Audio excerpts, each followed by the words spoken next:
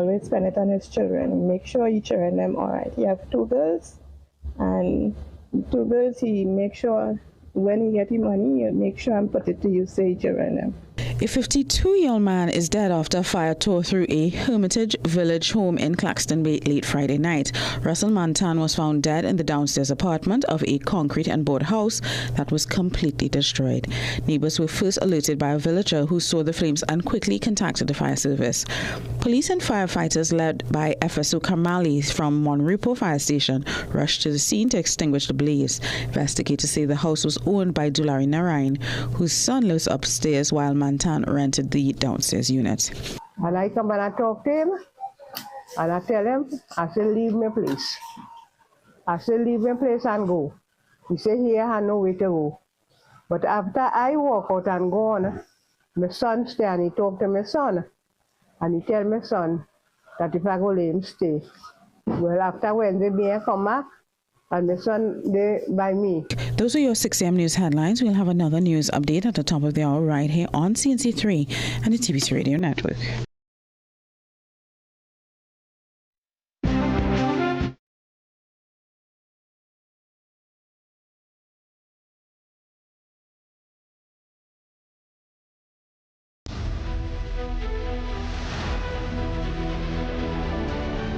The Morning Brew is brought to you by Omega XL. Live long, stay strong.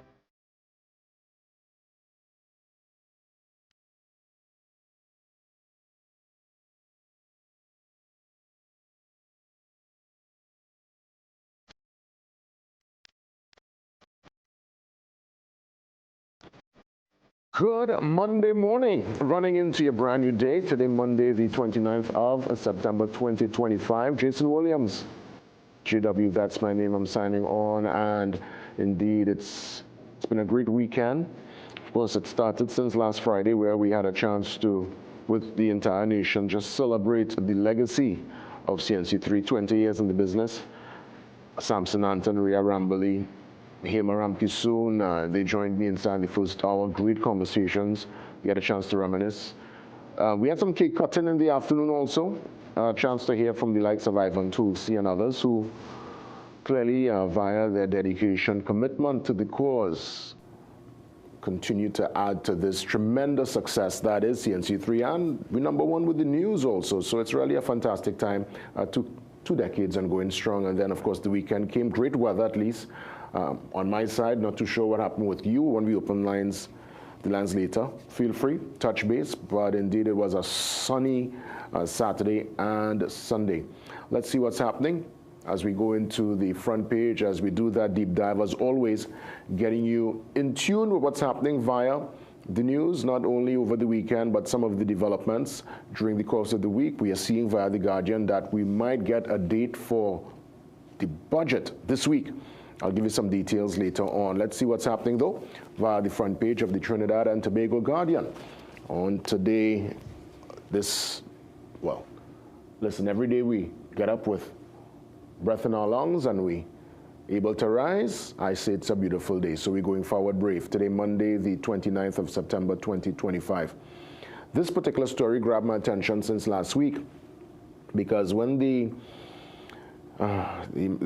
seen the man there in picture, well, I have to say now ex-officer, Constable Russell, he made that particular missing report with his mom.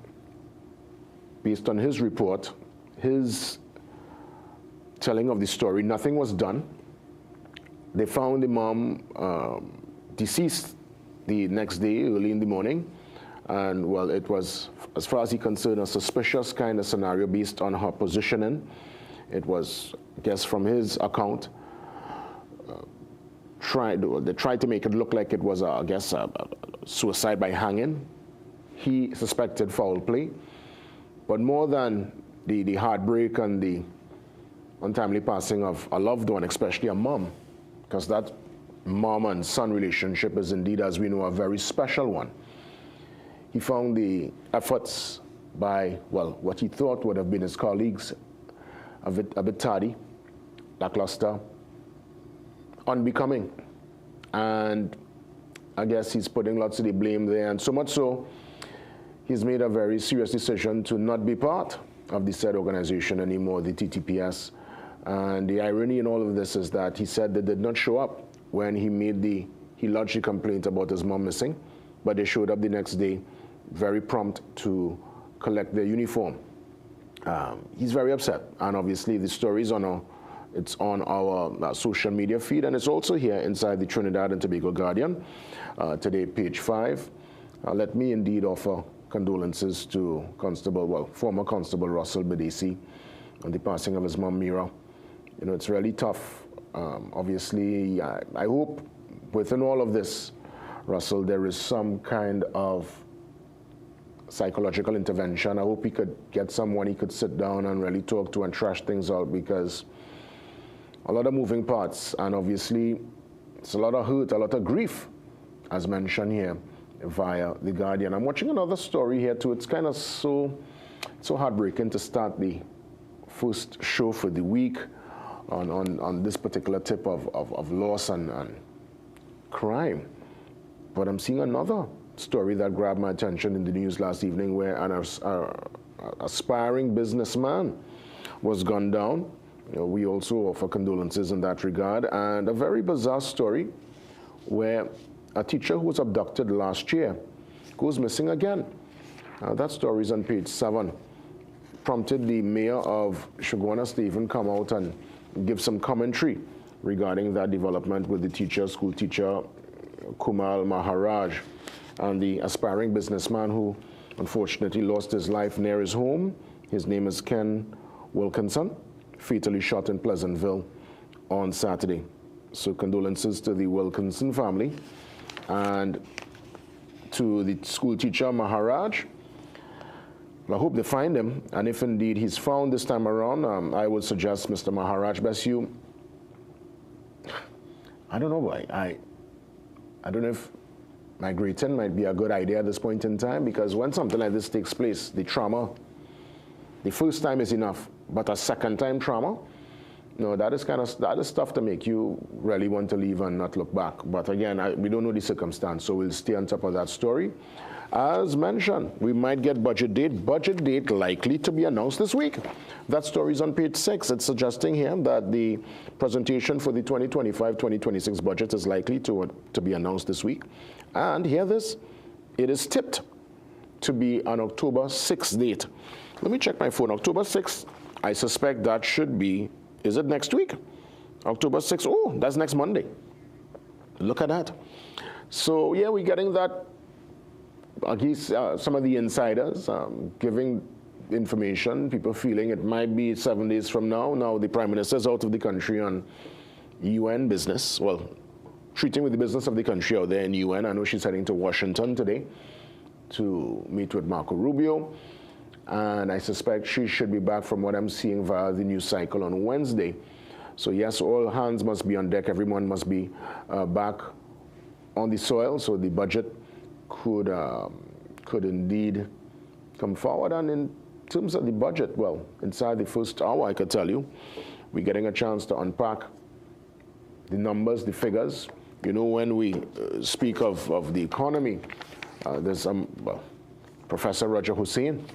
He always brings, obviously, some of the data, very scientific, brings all the empirical evidence to the table, and then we find a way to dissect it, break it down, and see how best we move forward.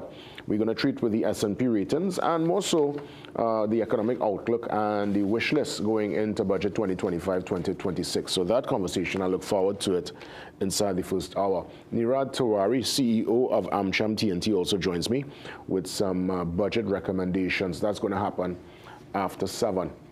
Let's see what's happening on the back page. The focus again on West Indies cricket as we aim to bounce back. Could you believe we lost to Nepal? No, okay, no disrespect to Nepal. Clearly, when you face a team, any team that's on our field, they have earned their spot to be there.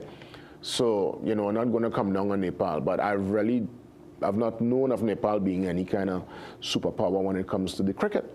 So in your mind, you're thinking, okay, West Indies, toying Nepal, that should be, you know, a foregone conclusion. Well, not the case. We have to try to level the series now with this next game. So that's a very interesting development there. We wish the men in maroon the best going forward. Obviously, lots happening. Documents for the grandparents' law now by the president. It's on the desk of the president of the TTFA, President Kieron Edwards. I'm seeing some stuff here with some dancers. Obviously, the netball is still in focus.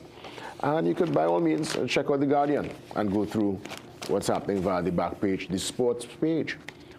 Let's head to the brief on this Monday morning. And as we look to The Guardian, mom seeks help for daughter's surgery. So that heartfelt story is on page 3.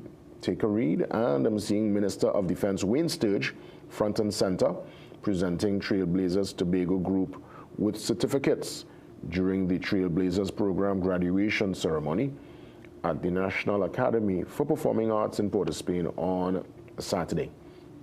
All right, so it's action-packed, lots going on. We get the ball rolling. Thank you so much for tuning in. Here's hoping that the week ahead is a productive one. As always, sit back, relax, at least for those at home, those on the move trying to get out, reach there on time. You know, safe travel on the gravel, reach there in one piece. But by all means, for those who are going to stay with me till 8 o'clock, let's buckle up the seatbelt. It's time to get into Monday's installment of this, the Morning Brew. Up next, your Boss Report with Sarud.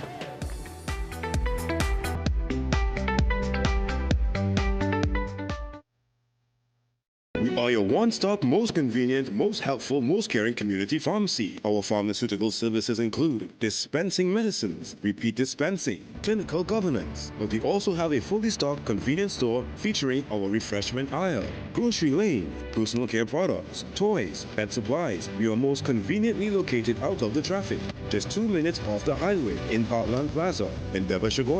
Contact us on 220-8705 or 470-5938 and visit us soon. Magical Expressions Limited is the largest local importer and distributor of fresh-cut stems, offering the widest range of beautiful flowers at the most affordable prices. Call us today at 701-6488, 701-6680, 728-6786, or visit our website to order. Need to upgrade to a better phone system? Contact the experts at Voice Outsourcing. In office or remote, our phone system allows you to take every call. Grow your bottom line by offering excellent customer service. Call 217-1895 or 628-8182 or email today. Okay, I see you. Okay, let me see you, Cherry Hill. Yeah, now take it back. Let me see you rock off, shake off, shake off. Let me see you rock off, rock off. Let me see you kick right, now kick left, now step forward, now step back. Lucasade, bring the energy. Step into a world of opportunities at CTS College, where education is beyond academics. Winner of over 50 world prizes, as well as ACTT Student Service Award. It's a college of your choice for quality education, guaranteed to unlock your true potential. Internationally recognized degree programs. Choose a degree that is right for you. Come in for your free career guidance session and start your future today with CTS College. Welcome to RD Good Health Medical Center, your trusted partner in total wellness. We're conveniently located at 34B Southern Main Road, Montrose, Chaguanas. From consultations to diagnostics, vaccinations, and women's health, we're here for you. Our cutting-edge tech includes a 124-slice CT scanner, X-ray, ultrasound, and full lab services to ensure you get everything under one roof. Plus, our dialysis center offers expert, affordable care. RD Good Health, caring for you every step of the way. Contact us at 223-3730 or WhatsApp 725-4663 today.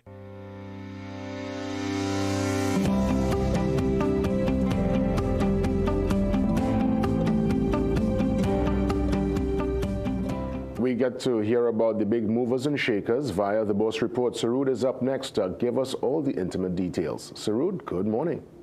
Good morning, JW, and good morning, Trinidad and Tobago, and welcome to the Boss Report. Well, today we're taking a look at the financial results of two of those energy-related stocks listed on the Trinidad and Tobago Stock Exchange. Of course, we're speaking about TTNGL as well as National Enterprises Limited, or NEL. Now, both companies would have reported fairly dismal results for their most recently concluded financial periods. Let's take a look at what they would have reported and what investors might expect in the coming months ahead. Turning firstly to NGL, well, the group would have reported a half-year loss per share in 2025 of 23 cents, which compares starkly to a half-year earnings per share figure of 30 cents per share in that prior comparable period of 2024. Now, take that with a pinch of salt. One of the major weights or attributable factors to this loss was an impairment loss of 85.2 million, which would have taken place in that first half period, which was non-existent in that prior comparable period. And when you take a look at the share of profits from joint venture of its sole investee company, Phoenix Park Gas Processors Limited, or PPGPL, there was an actual improvement in those share of profits from 47.3 million to 50.8 million, a 7.4% increase. Total income ultimately that 7.4% higher. It was that, of course, impairment loss of $85.2 million that would have driven earnings into a loss figure, ultimately with loss after taxation coming in at about 35.8 million compared to that 46.7 million profit in the prior comparable period. Now, when we take a look at the production side of things, and well, the pricing side rather, we can see that with respect to what NGL via its investee company PPGPL produces, natural gas liquids produces, prices would have been broadly resilient over the comparable periods of the half year of 2024 and 2025, with butane in that bluish column relatively stable, propane increasing up just about 6% in that greenish column from 79 cents to 84 cents per gallon, with natural gasoline slipping just about 8% from $1.54 to $1.42 per gallon. When we take a look at the production side of things in terms of production and export, we can see that there was a modest improvement, production improving just a couple thousand barrels from 1.96 million barrels over the available data period of January to April 2024. To 2.01 million barrels in January to April 2025. And similarly, exports actually increased just a bit from 1.75 million barrels in 2024, that period in 2024, to 1.8 million barrels in 2025. Now, of course, one of the main drivers for TTNGL's price action has been the palpable absence of dividends since that fiscal 2023 period. And as we can see here, despite some splotchy dividend performances over the past, well, between fiscal 2019 to fiscal 2022, the company has had a total absence of dividends since then, from fiscal 2023 all the way to current time, which has been almost 3 years. Of course, the company has been restricted from or prohibited from paying a dividend due to legislative restrictions or prohibitions, particularly in the Companies Act. And that can be seen, that impact or absence of dividends can be seen in its share price if we follow the red line. Since its non-declaration of dividends coming forward, the share price has fallen, notwithstanding the challenges that would have been faced in a more difficult energy environment for the domestic economy. That share price has fallen from $18 all the way down to its current trading level of around $2.70 per share, despite, as we can see in its cash per share data in that greenish column, cash per share building from 73 cents at the half-year period of 2023 to 90 cents in the half-year period of 2024, and now $1.15 per share in terms of cash at that half-year period of 2025, again, with some volatility in earnings, but that cash buildup is fairly evident on the books of TTNGL, and of course, investors will be eagerly awaiting some sort of indication as to if or when TTNGL will be able to pay a dividend. So again, when we take a look at the $1.15 per share, that represents roughly perhaps 30 to 40% of the stock of the relative stock price of TTNGL at this particular point in time. So from a book value perspective, with those continued non-cash impairment charges, we can see that the book value of TTNGL has continued to decline from $21.43 per share down to its current level of $6.38 TT per share. Of course, with those commensurate or more than proportionate changes to its share price, we can see that from a book price to book ratio, TTNGL is trading at a fairly relatively attractive valuation of 0.4 times from a price to book or market to book ratio. So again, at that price, at that trading price of $2.70 per share, TTNGL is trading at that price to book ratio of 0.4 times. With a negative earnings or loss per share. There's no available P ratio, and of course, there is that absence of dividends. So with higher profits from its underlying asset, PPGPL, as being one positive factor, with lower to stable energy commodity prices and, of course, that continuing dividend uncertainty, BOS is maintaining its market weight rating on TTNGL for the time being with a watch outlook. Turning very quickly to NEL for its 9-month period ended June 2025. The group would have reported a loss per share figure of 31 cents per share, which was a wider loss than the 23 cents recorded in that prior comparable period of 2024. So roughly a 35% widening of the loss relative to 2025. Dividend income, one of the main drivers from an operating perspective, down 56% from 110 million to 14.5 million. Operating expenses declined marginally, 2.9% from 4.8 to 4.7 million. However, operating income would have declined that 51.6% from 115 to 55.8 million. And of course, that total comprehensive loss widening from 140.8 to 185.5 million. Again, a 31.7% widening on account of impairment-related, non-cash impairment-related changes in the valuation of its investee companies. So when we take a look at the production landscape and pricing landscape for some of the key jewels in the NEL portfolio, we can see that natural gas production, based on available data, would have averaged just about 2.5, closer to 2.6 billion standard cubic feet per day, similar to the prior comparable period of October 23 to April 24, with natural gas prices increasing modestly. Natural gas liquids prices on weighted average basis relatively stable, as well as production at between 3.6 million barrels versus 3.4 in the prior comparable period. Ammonia as well, relatively stable in terms of pricing, as well as production, and LNG increasing just a bit from 9.92 million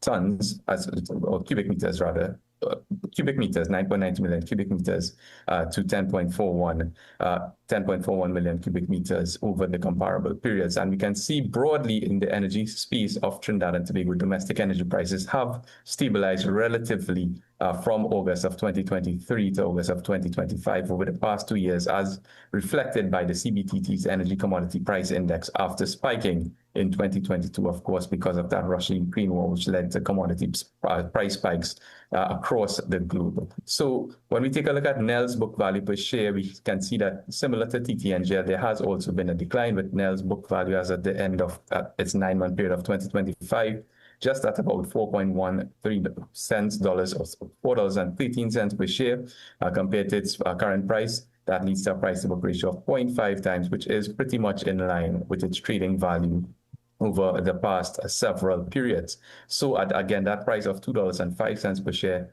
NEL is trading with a negative earnings, also, and no available PE ratio, which compares, well, can't compare it to the sector average of 11.1 times, with a dividend yield on a trailing basis of 8.3%, which is well above that sector average of 4.6%. Of course, with lower investee dividends or investee company dividends, that dividend yield may moderate in subsequent periods. So with that lower investee dividend income in mind and an uncertain near-term energy outlook, BOS is maintaining its market weight rating on NEL for the time being, with, again, a watch outlook. Well, that's it for this week's edition. For more information, you can give us a call at 226-8773 or to BOS. Email us at info@bosfinancial.com. And of course, you can check out our website where all of our research is absolutely free at bosinvestment.com. And you can catch this article in today's business section of the Trinidad and Tobago Guardian newspaper. So until next time, stay safe, happy investing, and we'll see you again on the BOS Report.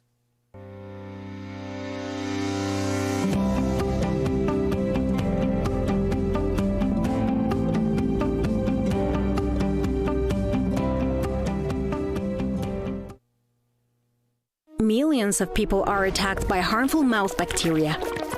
The root cause of bad breath, gum problems, cavities, plaque, and tartar. That's why Colgate combined the best science and technology in Colgate Total. Unlike others, its superior formula fights bacteria and creates a powerful protective barrier for up to 24 hours to prevent them from coming back. Take control of your oral health with Colgate Total. Would you recommend this product to younger people? Age doesn't really matter.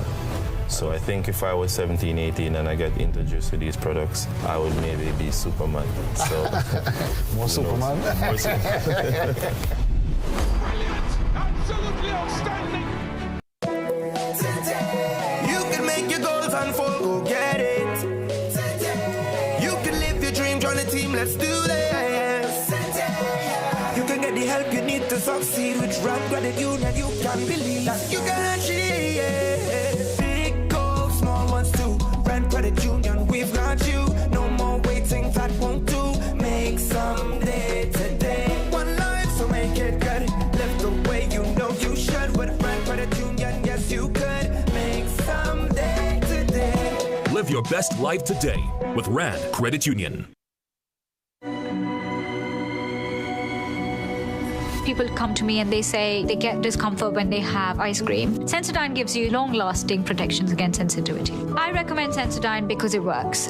It's brilliant.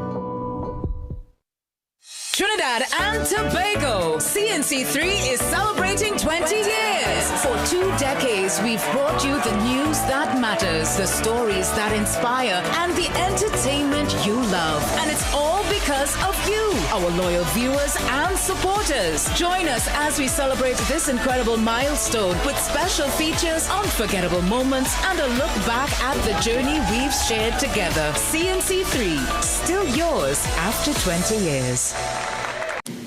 Some of us like to test limits, but there won't always be second chances. Obey the speed limits. Maybe you don't value your life, but others value theirs.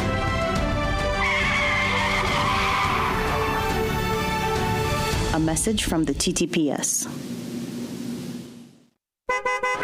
Are you tired of the same old boring drive home from work? Look no further. Get ready for the ultimate after-work rush with Freedom 106.5 FM's The Overdrive with Davey. Mondays to Fridays from 3 p.m. to 6 p.m. Let Davey take you on a thrilling ride of non-stop entertainment and education. He covers the topics of the day, delves into the latest food and lifestyle trends, and brings dynamic guests from exciting professions to share their professional stories and experiences. Take advantage of this energizing and engaging experience. Tune into Freedom 106.5 FM, Mondays to Fridays, 3 p.m. to 6 p.m. for The Overdrive with Davey, the ultimate way to end your day with a bang.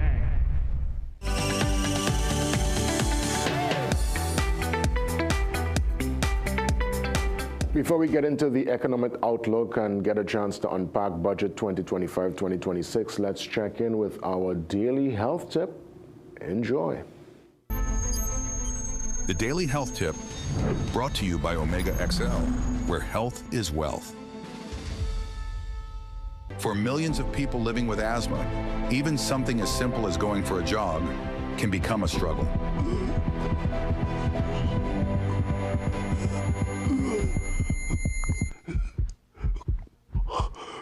Exercise-induced bronchoconstriction, or EIB, affects up to 90% of asthma sufferers. It's a condition where physical activity causes the airways to narrow, making it hard to breathe and even harder to enjoy life. While medications are effective, they sometimes come with side effects, such as rapid heartbeat, shakiness, or tremors, especially with high doses. That's why more and more people are turning to natural options that complement traditional treatments.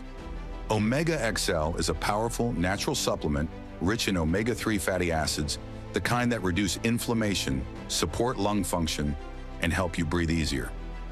Backed by science, Omega XL's unique formula helps to reduce airway inflammation, improve breathing after exercise, lower reliance on asthma medication, and decrease the substances that make breathing harder. The truth is, our modern diets are overloaded with omega-6 fats, which can fuel inflammation. Omega XL helps rebalance that, providing your body with omega-3s from the green-lipped mussel, a source shown to deliver results without the fishy aftertaste or digestive discomfort. One study found that pharmaceutical-grade omega-3 fatty acids significantly reduced airway hyperresponsiveness and the need for medication in athletes with EIB. That's the power of omega-3s, and that's the promise of Omega XL. You shouldn't have to choose between movement and comfort. With Omega XL, you don't have to. Fuel your lungs with nature's anti-inflammatory. Omega XL, available nationwide at your nearest pharmacy. Because asthma shouldn't stop your movement. Always consult with a trained medical professional before taking any supplements. The Daily Health Tip, brought to you by Omega XL, where health is wealth. Well done indeed. Let's take that pause. We come back with Professor Roger Hussein to give us the economic outlook as we prep for Budget 2025-2026.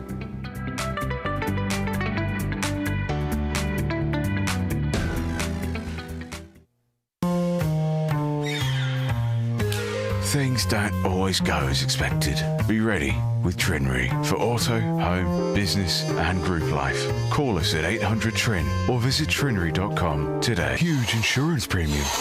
Pay your premiums bit by bit with FlexiPay from Trinry. For more manageable auto, home and commercial insurance payments, call us at 800-TRIN or visit trinry.com today. Trinry.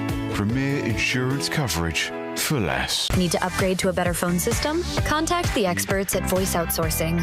In office or remote, our phone system allows you to take every call. Grow your bottom line by offering excellent customer service. Call 217-1895 or 628-8182 or email today. High blood pressure doesn't wait, and neither should you. AmCham Nutrition's blood pressure support is crafted with a clinical strength blend to help you take control naturally. Gentle on the body, powerful for your heart. Blood pressure support by AmCham Nutrition. Naturally strong.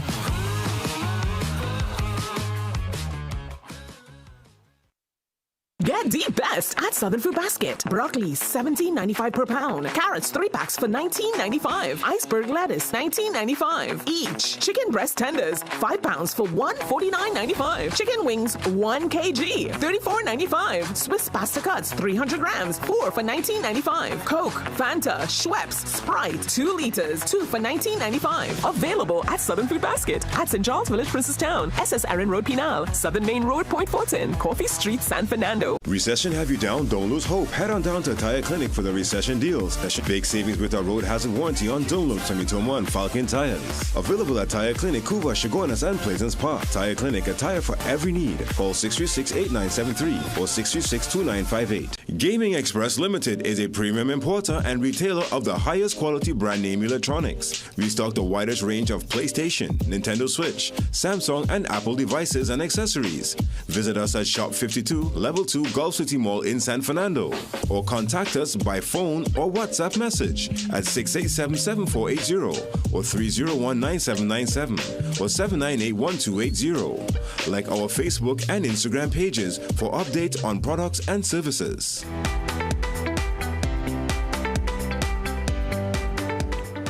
When it comes to the economic outlook, one of the trusted voices, Professor Roger Hussein, is one that we always count on to bring the numbers, go through the empirical data, and give us in real time a perspective.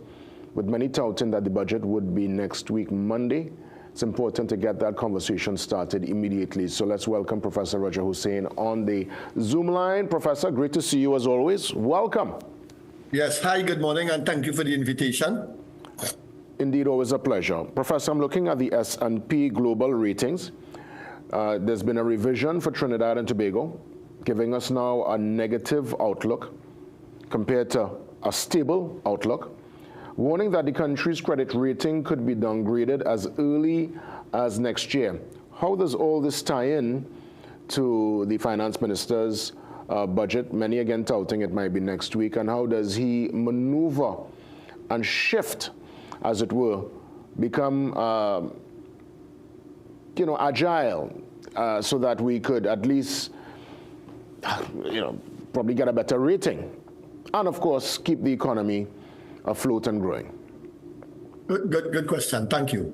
JW, I don't know if you paid attention to the recently completed CPL where TKR won, and there were about 3 to 4 games towards the end where Pollard, where TKR were down 2 wickets, 3 wickets, 4 wickets, and Pollard, who's a naturally heavy, strong hitter, came in, and the captain as well, Nicholas Pooran, they came in and they held the innings together. Instead of hitting 4s and 6 only, they made some 1s, some 2s, they doubled up on the running, and they kept the innings together. And when they started to see the ball bigger, they started to make bigger shots. it's the same thing here, I think. I think that what Minister Tanku has to do is be focused. He has inherited a team, an innings that is wobbling very bad by all the indicators. So he has to consolidate, and he would have to run a budget deficit this year. The first quarter GDP for 2025 was already negative, minus 2.1, and he has to build from that bad position. Now, he cannot be rash, he cannot be irrational. He has to put in place the first year of 5 consecutive budgets, and he has to keep that in mind. He has to take a 3-year planning horizon and slowly build back the innings so that the amount of stress and the amount of negative fallout from his interventions and his various cuts in different areas where wastage is taking place will not be extremely punitive. It will take place in a manageable form as he focuses on lowering the non-energy fiscal balance and improving the non-energy export revenues. Those has to be his 2 main target variables as he pushes forward. It can be done. It's going to be very, very difficult because he has inherited an innings in a very bad position. But I have seen West Indies and TKL come back from very bad position. Of course. And it is very doable. Yeah, we must be optimistic. So in essence, Professor, you're suggesting here that the budget and all financial and fiscal plans going forward should be seen through the lens of a short-term and medium-term plan. We can't think long-term at this point in time. Well, 5 years I'm treating as the medium term. We can't, and that's all he has. He has 5 years to start. And I'm saying he has to treat it as very, very important. He sees this first step as being part of a 5-step series so that he knows wherever he puts his right foot in this next step, he has a good idea where next year he has to put his left foot. It's critical. And I'm saying 2 variables he has to focus on in particular. I could raise it to 3. If he focuses on reducing the non-energy fiscal balance and focusing on increasing non-energy export revenues and improving the labor force participation rate, he is well on the way to having the right methodology in terms of a strategic plan to fix the economy. So it requires that type of high-level thinking being brought to bear on where he places his first step in preparation for where he places his 2nd, 3rd, 4th, and 5th steps as he pushes forward. Well, it seems like we're still putting the eggs, obviously, in the energy basket. I'm hearing, coming out of the UN side meetings, utterances from the Prime Minister and the Foreign Affairs Minister that we've been having conversations with Saudi Arabia. I'm hearing Qatar is also in the mix. Kuwait, hearing different discussions in terms of exchange and technology and obviously energy. So I would imagine, I think the government probably hoping and banking on that relationship to bring some dividends within the energy sector. Perhaps, and wherever we can collect eggs from to put in this basket at this point in time, we collect them. I don't see that making more than 5% impact, if so much. The substantive bailout of the Trinidad and Tobago economy over the next 15 years will have to come from non-energy exports, trade, and from tourism, other service exports, and from remittances. That's a fact. Anything we get in the energy sector, we take it. It has proven to be so volatile and has caused us so much pain alongside the good it has caused that by now we would know that we have to focus on the non-energy part of the economy. And whatever money we get from the energy sector as we push forward, we need to consider sterilizing it and building up the Heritage and Stabilization Fund to give us that smoothing of consumption that we so badly need. But it is critical that in this budget we hear a lot. I mean, I would say 80% of the budget should be focusing on how to increase non-energy export revenues, how to increase remittances. And when I say non-energy export revenues, I split it into 2 parts: merchandise, trade, and services. So in terms of, well, I guess we have seen already the government making certain cuts on social programs, namely CPAP, URP. They're looking to restructure other programs. We're seeing even via the Ministry of National Security, the cancellation of body cameras. So they are cutting and making and tweaking the numbers, as it were. How could they do that, but at the same time maintain at least some level of stimulation, really, some level of hope for those who are on the lower spectrum, really, who, based on their spend and their economic activity, also play a significant contribution to the wheels of the economy turning? You know, JW, if it is you work for $4,400 per month, you would have one standard of living. And if you work for $2,600 per month, you would have another standard of living, other things constant. The reality of Trinidad and Tobago is that natural gas production has fallen from 4,400 MMCF per day in 2010 down to 2,600 MMCF today as we speak. That's a significant fall. And therefore, it is inevitable and it is basically impossible for the government of Trinidad and Tobago to continue on a straight line. These cuts are absolutely necessary. What the government has to do is, in parallel, work on reducing murders, which I think has been done. I am seeing less murders as compared to a year ago and the year before and the year before.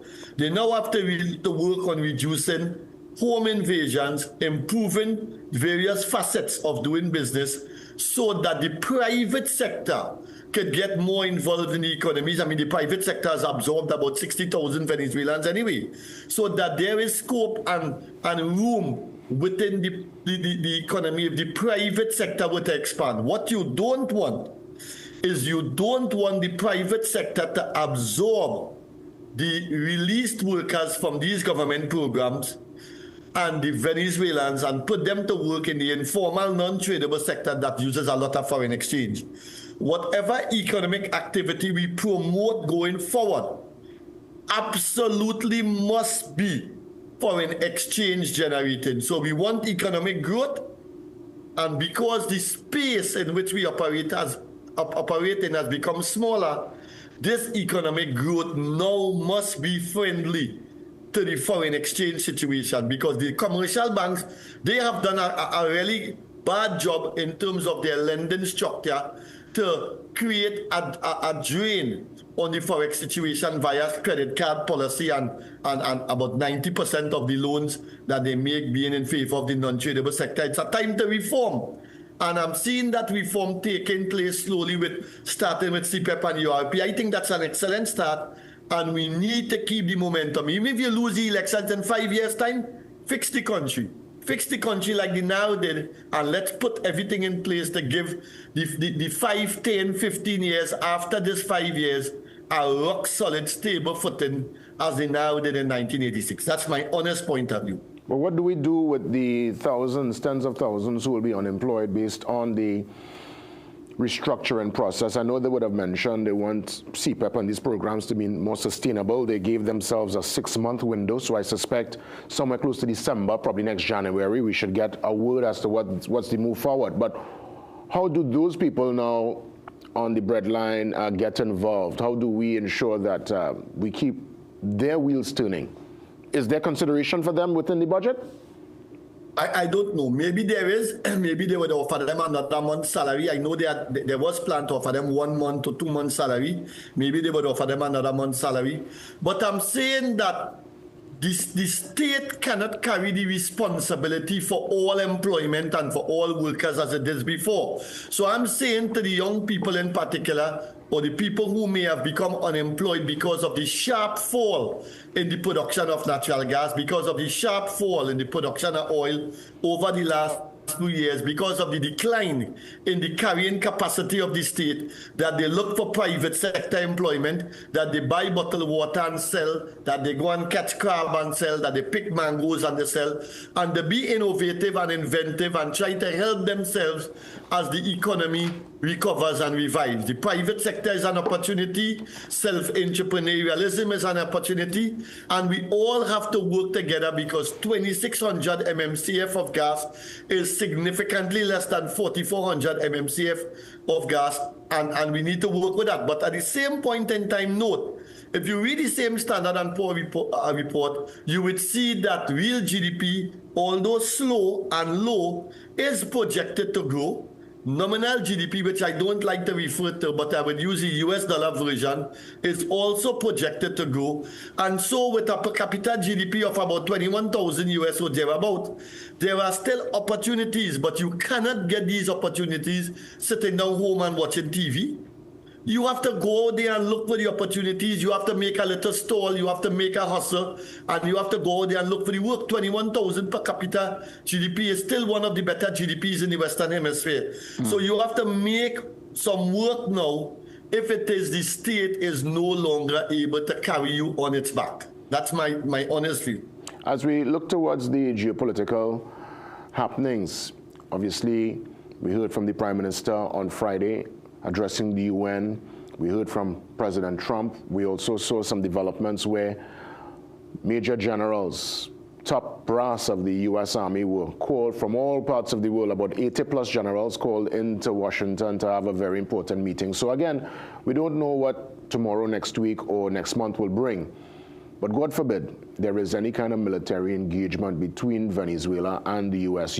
and Venezuela.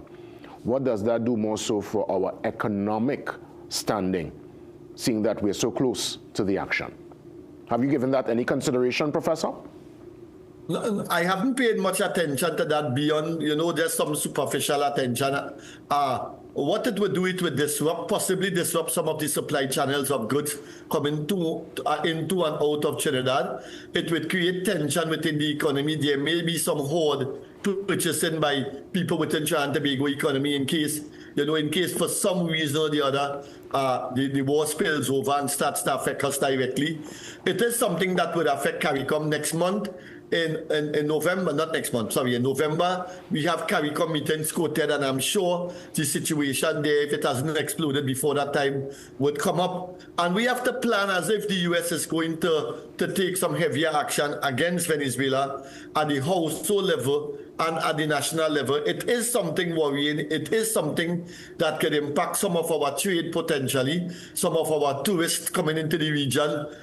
Trinidad and Tobago may change their mind and say, well, this is too close for comfort. A lot of things to consider there. But in the interim, whilst there is no war, in the interim, whilst we are pushing forward with our budget on possibly this Monday coming here, not next week Monday, I think people who may have lost their jobs from CPEP and URP and elsewhere, we need to encourage them to go there and look for work, to go there and make a side hustle where it is possible, to use their various chat groups and plant some pak choy and grow some common fowl and try to make an extra income so they can keep sustenance going until the economy revives and they can be better employed and better deployed as part of the productive asset. It's a bad situation. The labor force participation rate is 54.8%. The underemployment level is about 10%. And so it's a lot of work to be done. All wouldn't be able to be fixed straight away, if at all. And so every national that benefited from the subsidy at the pumps, that benefited from $28 to $30 billion in transfers and subsidies every year for about 10 years, now have to understand that the situation have changed, and now we need to contribute to help make the country better, rather than the country contributing mainly to making our lives better. As we wrap things up, Professor, would you say the budget to come is one of the most important in recent years? Yes, this budget, I see this budget as being parallel to the type of budget that was read in 1983, 84, 85, 86, 87, 88, when we were in deep crisis. You see, because when you take the external debt out from the stock reserves, I think some Standard & Poor numbers were incorrect. That's my view. And if I take what they call usable reserves and I subtract from that external debt and I project it to the end of 2026, we are about minus $3 billion, minus $3 billion US. So it's a very bad situation. And therefore, I think this budget that will probably be read next week is one of the most important in the last 30 or so years. And a lot of responsibility rests on the Minister of Finance. And I urge him to focus on the dynamics of the production possibility frontier. And if he's listening, he would know exactly what I mean. And change the geographical location of production from one biased in favor of non-tradables in relation to tradables to one much more in favor of tradables, so that we generate more foreign exchange, we create more long-term sustainable jobs, and in the process we improve the labor force participation rate. It cannot be business as usual because we simply don't have the money. Professor, as always, sincere thanks. Let's obviously keep in touch. If indeed it is next week Monday, I'm sure we will get a chance to touch base right after. I know obviously you're one of the leading voices when it comes to budget analysis, so we stand by and we wait with bated breath. But as you rightfully said, it's going to be a very important and pivotal budget for Trinidad and Tobago. All the best, Professor. Have a good day. Thanks for inviting me. Same to you. Let's take that pause. We come back more in terms of the budget discussion happening after 7, and we'll give you a chance to open up, to talk to me, to talk to the team, the nation, the open forum, yes. That's happening also after the 7 a.m. news update. See you soon.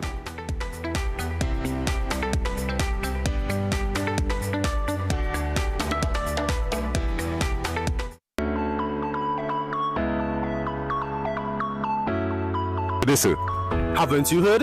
Marriage Westside Supermarket is having an extravagant sale. That's extravagant news. Visit us at Maharaj Supermarket, located at the corner of King and Rupert Street, Sarima, and also Jumbo Food, situated at 119 to 121 Eastern Main Tower, and save big.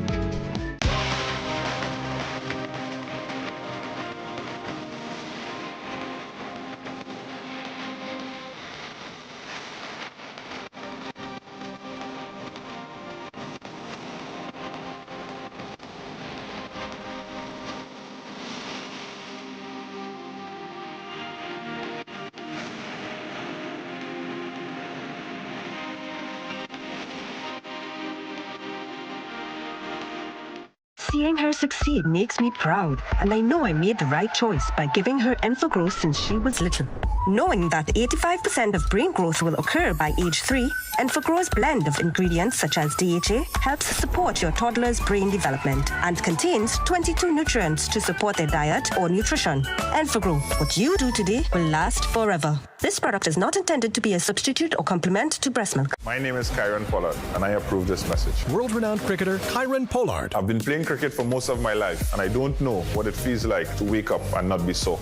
If Omega XL works for me, it will work for you. Don't let pain stop you from living your life. Chronic inflammation equal pain and disease. Reduce inflammation, reduce pain. Omega XL can empower you to keep doing what you love.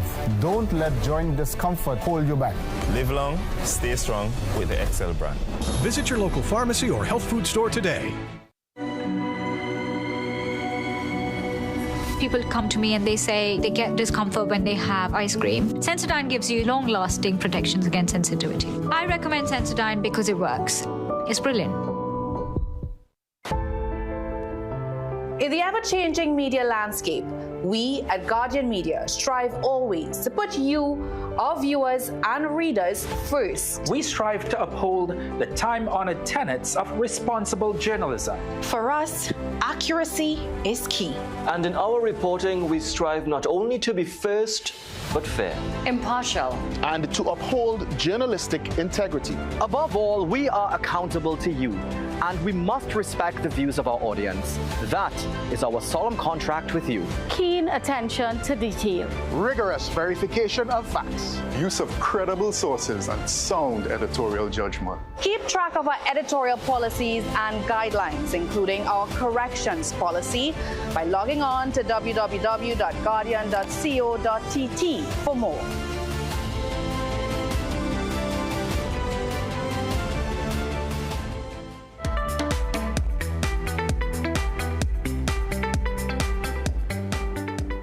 Before we head to the 7 a.m. news update, let me say, of course, condolences to the Roberts family, the Green family. Today, Colonel Roberts, my dear friend, Q, and all Miss Green's children and grandchildren and family will say goodbye to her. Avid lover of culture, the matriarch, as it were, of the Roberts family there. You know, Colonel is, and his sister Q and his brothers and so many, Flagwoman, you know, Miss Green, the one who held it down there with the late great Lord Kitchener.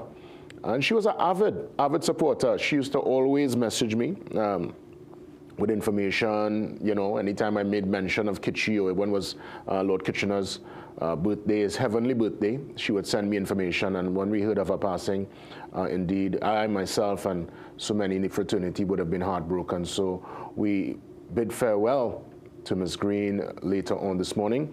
The funeral service is at 10:30 at St. Fimba's Church, there, Montcoco Road, Indigo Martin. To you, Ms. Valerie Green, rest in paradise. And thank you so much for not only your love, your contribution, but indeed your spirit. And I know your legacy will live on through your children and grandchildren. Quick mention also as we look to wrap things up inside this first hour. News coming to me, we could confirm that the Prime Minister of Trinidad and Tobago won. Let's give you the information here.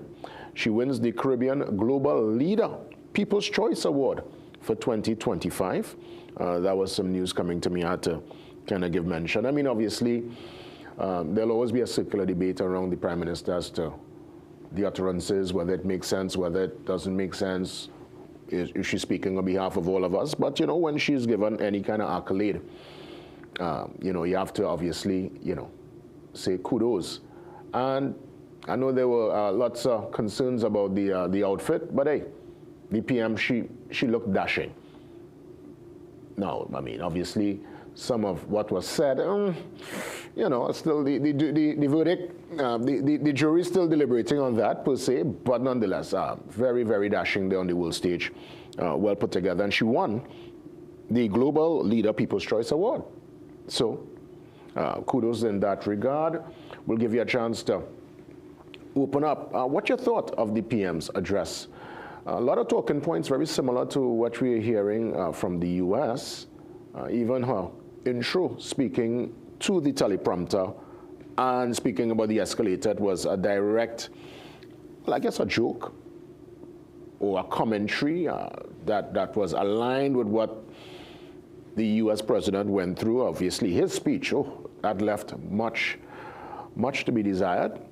But nonetheless, the Prime Minister went on there, and Friday was a hot day. Friday also had the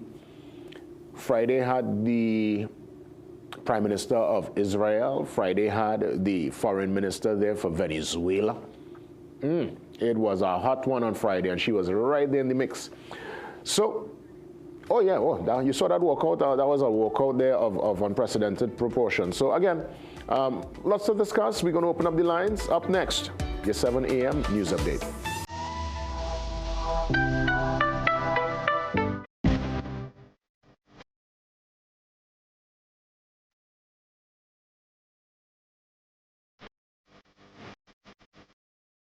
Good morning, I'm Swingy Gray with headline news on CNC3 and the TBC Radio Network.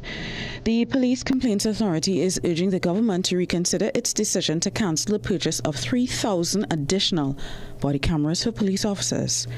On Friday, Minister of Homeland Security Roger Alexander announced that the $24.9 million contract was terminated to cut costs. However, in an email response to CNC3's questions, a PCA spokesperson referred to an increase in the number of fatal police-involved shootings for this year compared to the same period last year. The PCA acknowledges that while officers were well within their rights to defend themselves in dangerous situations, the use of body cameras is a means of adding transparency and accountability to officers on the field. Planning Minister Kennedy Surat Singh is doubling down on his responses in the Senate regarding property tax collection. In response to recent statements by Chairman of the Tunapuna-Piarco Regional Corporation, Josiah Austin, who alleged that his corporation has yet to receive any funds derived from the tax. Speaking with CNC3 News on Sunday, Minister Surat Singh advised Austin to revisit the Senate recording, noting that no mention was made about the disbursement of funds. On Saturday, Austin, who defended the property tax as being a just and equitable tax when fairly assessed and transparently administered, called on the government to immediately disburse all property tax funds already collected to the corporations from whom jurisdictions they were sourced. Guardian Media is awaiting a response from Finance Minister Devendranath Tanku as to when the disbursement of funds collected by the property tax will be made accessible to the municipal corporation. The MacBean, Ramleela and Cultural Group may soon go its own way when it comes to state funding and apply as an independent body. President Matthew Danrad says a late application by the National Ramleela Council meant they received no funds from the Cultural Ministry last year, and this year's disbursement may only be received by January. Ramleela runs from the 3rd to the 13th of October. He says the cost of putting on the outdoor play, including the building of effigies that can reach up to 75 feet in height, is $150,000. This year funding is a combination of efforts that was put out by our members. We would have had a VegQ earlier in the year, that has helped us a bit, and corporate sponsorship from certain business people within the community and by extension throughout Trinidad. Those were your 7 a.m. news headlines. We'll have another news update at 8 a.m. on the TBC Radio Network.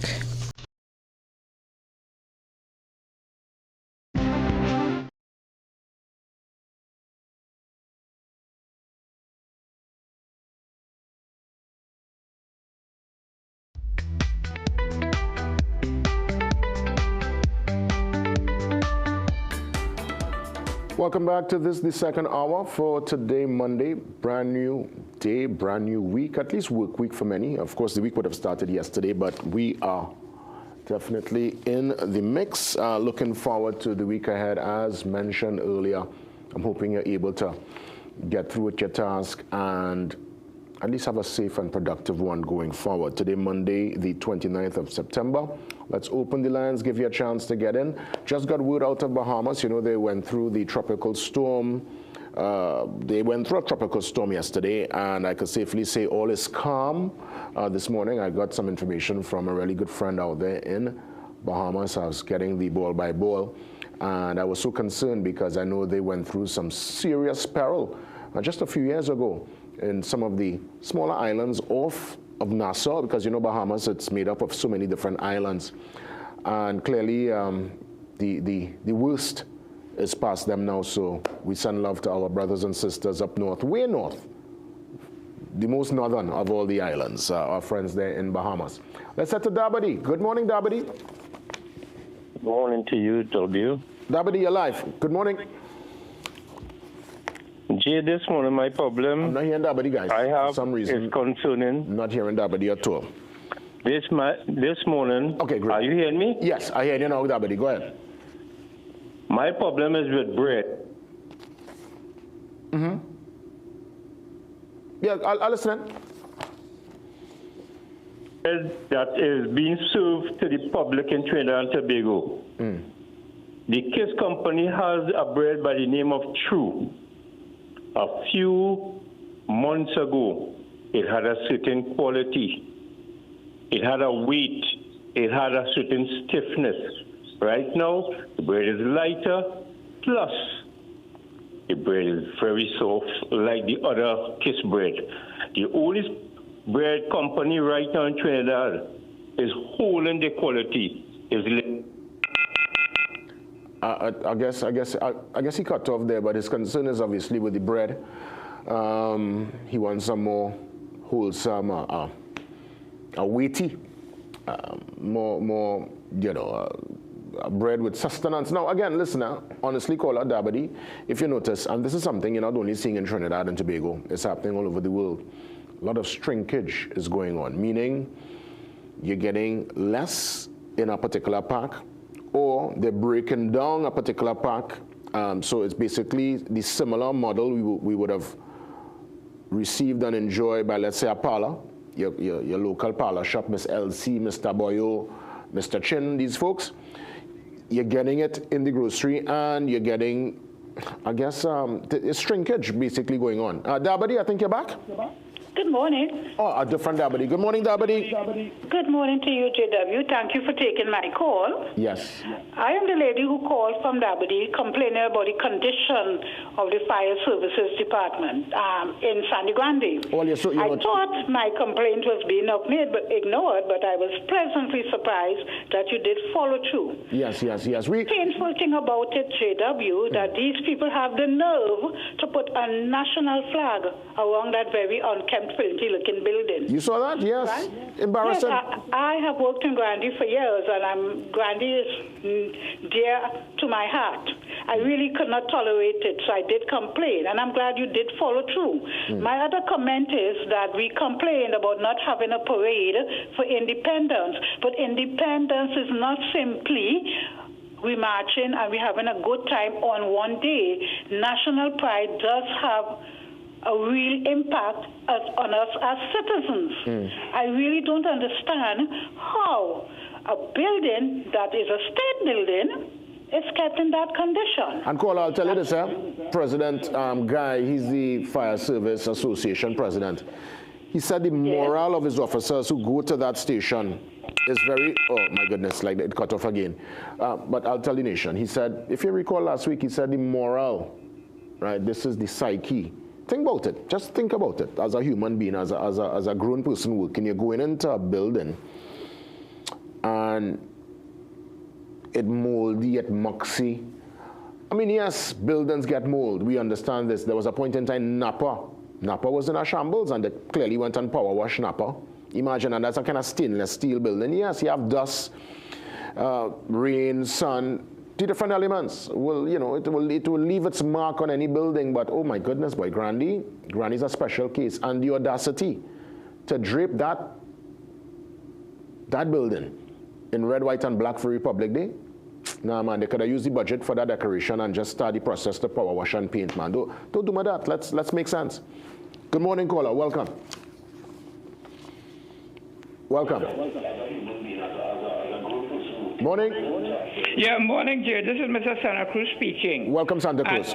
Yes, and just 2 quick points, I think, with respect to the Prime Minister's speech at the UN. How you give it as a mark? If you was to give it a grade, F being what? Well, A being, A being. I will give it a 3 out of 10, and the reason for that is I think we take a regional issue and tie it into a Trinidad and Tobago issue in terms of where we are a zone of peace. And I think they know we are not a zone of peace. Look, Trinidad and Tobago have 600 murders and things like that. And I think that was a whole misconception and what the zone of peace means. Because when you're talking about the buildup of armament from America come directly with one single purpose, and that is to deal with Venezuela, which is what we may call covert operation, where the president directed to go and deal with one single purpose. The other thing I want to deal with is the whole question of the TKR victory. I thought the victory ended up as a political business. It ended up as a political business rather than TKR victory, because TKR is not a Trinidad and Tobago team. So I couldn't understand the awarding of medals to a franchise that the owner is in India. And I thought that I respect Dwayne Bravo, Pollard, Puran, but I thought Dwayne Bravo add some salt to the wound when I read on the papers where he said that a UNC win is when UNC win, TKR win. And I thought that was totally out of place because that is a franchise and it should not be turned into any kind of political football. Where sports is concerned, the owner lives in India and TKR is not a Trinidad and Tobago team. So I do not understand the medals and I do not understand Bravo's statement that when UNC win, TKR win. It was on the papers, the Guardian papers, he said it. And I thought that was totally out of place because TKR is not a Trinidad and Tobago team, made up of people from England, people from Pakistan, people from India, people from Barbados, people from New Zealand. I get the point. And those statements totally out of place. All right, Santa Cruz. Again, I mean, listen, we're giving folks a chance. I'm not going to really weigh in so much this morning. More in a listening mood. I've always said the most important part of any conversation is the ability to listen. We want to head to Grandy. Grandy, good morning. Yes, hello, good morning to you, JW. Welcome, Sandy. Trinidad and Tobago. Now, better give me the work to pressure watch the station by here, boy. I mean, Grandy, when you pass Ojo Road and you see that station, I guess probably when something is an eyesore, it's almost like you could ignore it when you see it for a long time. But I'm sure you feel a kind of how, Grandy? Yeah, well, yeah, I right there. I right by the station here. Well, I say, I ain't living too far. Yeah. And all I need is a power wash and a paint job, you know, and you're back in again, you know. It's a beautiful building. It's a new building, you know, Grandy. Well, yeah. Yeah. And I know some of the officers too. Yeah. We listening. Go ahead. Yeah. You know what I call it for? Yeah, man. Our Prime Minister was asked a question that we get a negative outlook from S&P. And you know what she said? She said that was the doings of the PNM that fall on them. But that is not true, because under the PNM administration, right, they got a positive outlook by 2027, right? So that statement that she made there when she was asked that question, that is not true. And you can investigate it for yourself, right? So, but that is how it goes, you know? So, Grandy, I mean, yeah, I guess we will. But, I mean, obviously, we find ourselves in a tumultuous time financially, and there was clearly, based on what we're seeing with the figures, because the numbers don't lie, some mismanagement that the government are now trying to, the current day government, they're now trying to, I guess, as they say, dot the I's and cross the T's. Who's out there? Let's head to Rima. Good morning. Well, doesn't seem like Arima is working out, so we'll try again. 624-8721, 627-8658. Let's give you a chance to check in. What's your take on, obviously, the Prime Minister's performance there at UN, the whole... Oh, let's head to Port of Spain. I guess we get a little through the line because, you know, you're hearing somebody, but then you kind of get in the tone.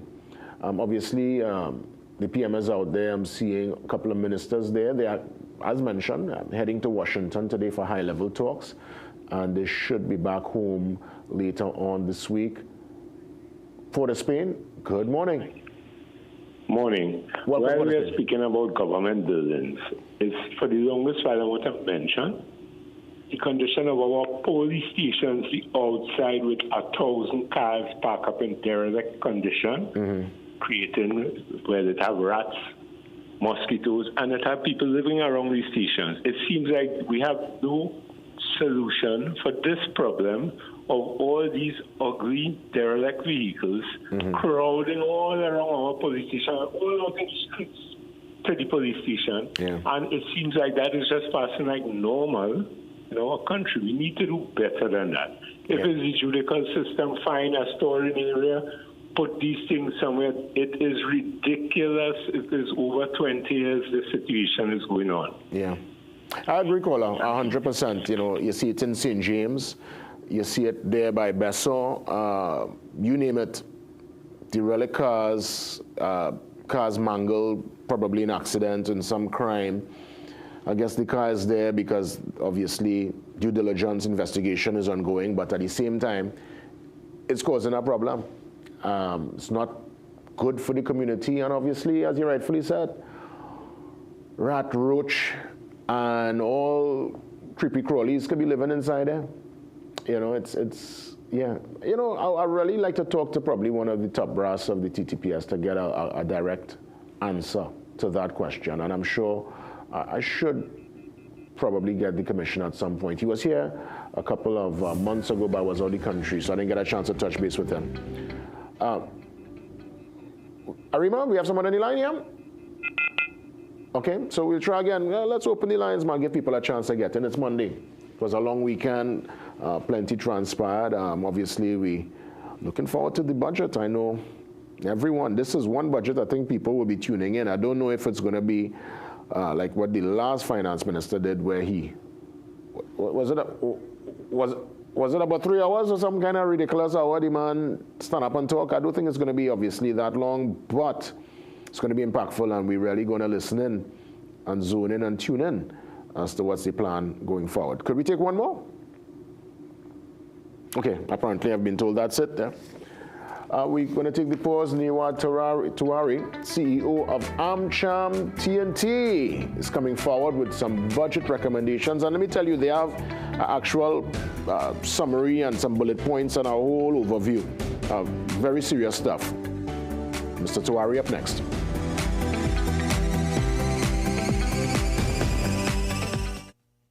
Protection that moves to your beat. Protect your home with Armor Security. With 24/7 monitoring, instant alerts, motion sensors, and rapid response, you and your loved ones stay protected day and night. Sign up for the Protector or Commander package today and get a free security camera and installation. Armor Security, powered by Flow, in partnership with All Pro Security. We keep your rhythm flowing. Visit us in-store or online at discoverflow.co for more details. Manage inflammation with Omega XL, a one-of-a-kind, powerful, natural anti-inflammatory supplement that has helped millions find relief from their pain, just like world-renowned cricketer Kyron Pollard. I've been playing cricket for most of my life, and I don't know what it feels like to wake up and not be sore.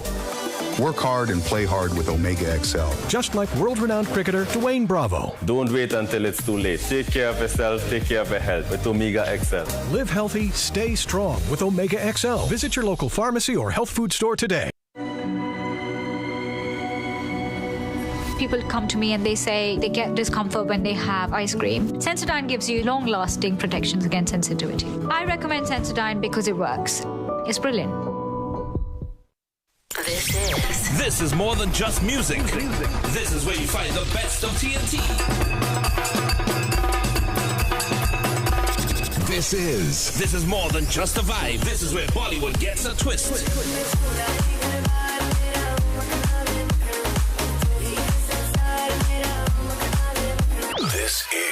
This is more than just energy. This is Bhangra and indie pop too.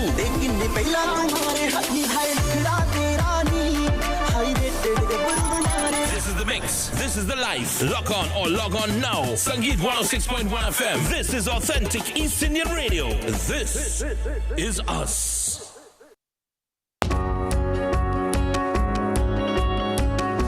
Sportsmanship is when an athlete walks off the court and you can't tell if he won or lost because he carries himself with pride either way. This quote is an embodiment of sport, and for me, sport is an embodiment of life. We are where you are.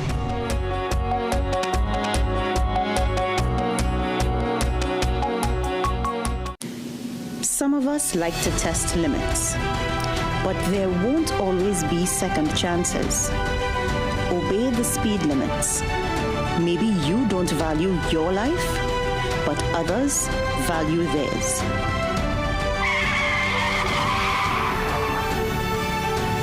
A message from the TTPS.